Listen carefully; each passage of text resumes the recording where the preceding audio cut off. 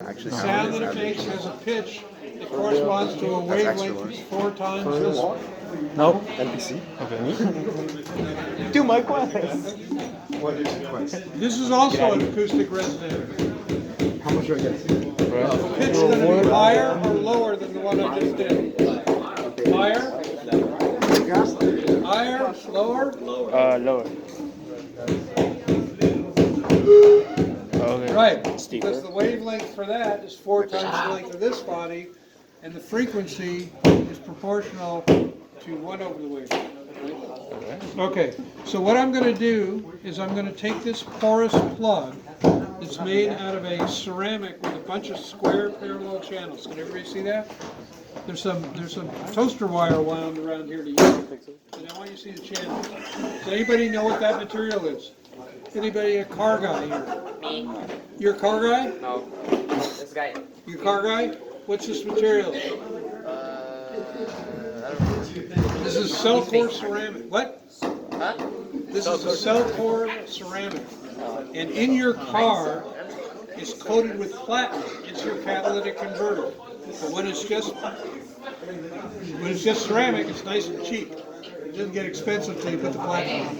So this is a bunch of parallel holes, and I've got toaster wire, nichrome wire on there, and when I heat it up,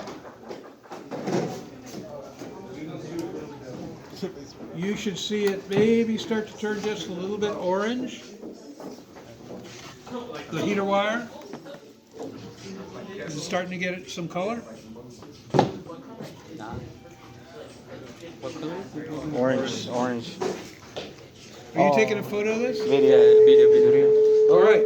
So I've just heated up this wire, and I'm now generating sound. Right? The resonant frequency depends on how long this is. So if I make it a little longer, the pitch goes down. Make it shorter, the pitch goes up. All right. I'm going to show you something that is going to be very hard for you to understand. Yeah, probably. Okay. That end is closed, right?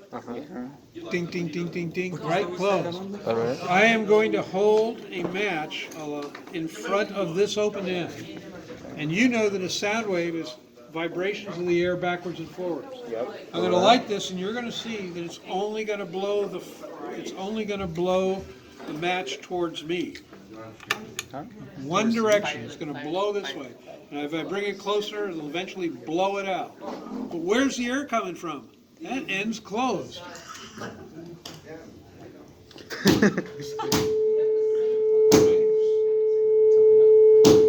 See it blowing away? It's always blowing away. Always blowing away from the opening. In fact, I'm going to bring it closer. It's going to blow it out. Figure that out, kiddies. Because sound waves going back and forth like that. Something else is going on. Okay? So, I leave you with that mystery. But what I've done here, this is exactly like a laser. It's a bigger one. Laser. Like you said, it's a The laser has an electromagnetic resonant cavity with a mirror on one end, a partially solar mirror on the other end. I've got a closed end, which I'm going to make cold. Yo grabando. Right? Cold. Okay, so what do I have here?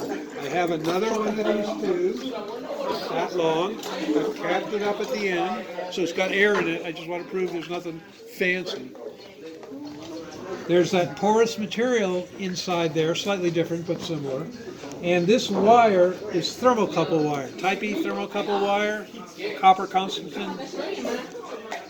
And it's connected to a piece of copper screen, just like window screen, that's round, and you can see it if you look carefully, on the end that's away from the loudspeaker, which is in here, okay? That thermocouple wire is connected to this thermocouple reader.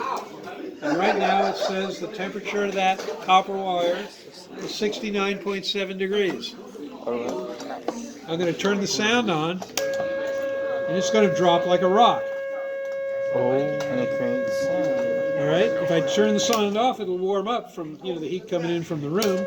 Turn it back on, it's just going to keep on going down. Thermo Acustic Refrigeration. Thermo Acustic engine, Thermo Acustic refrigeration. All right, who wants to look in the inside? So is this what you guys use for your refrigerator? Much more sophisticated. This one I built in 1996. Oh. The one that we installed at Ben & Jerry's in Manhattan was 2004. So I knew a lot more by that time. Smarter. Yeah, I'm smarter. I had more experience, right? Are you burning stuff? I used to say that I had the best thermoacoustic refrigeration group on the planet because we made more mistakes. We just made them faster. Does the amount of heat scale with the magnitude of the sound waves? Absolutely, Oh. with the intensity. So the pressure squared, acoustic amplitude squared. So what's inside the box? Of course, there's a loudspeaker. This one happens to be a pretty nice one. This is a Danish loudspeaker called Dyne Audio, mid-range.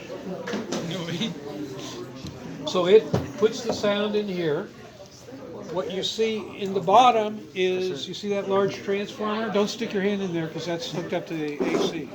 See that transformer down there? Yeah. That's just a power supply. I just bought that.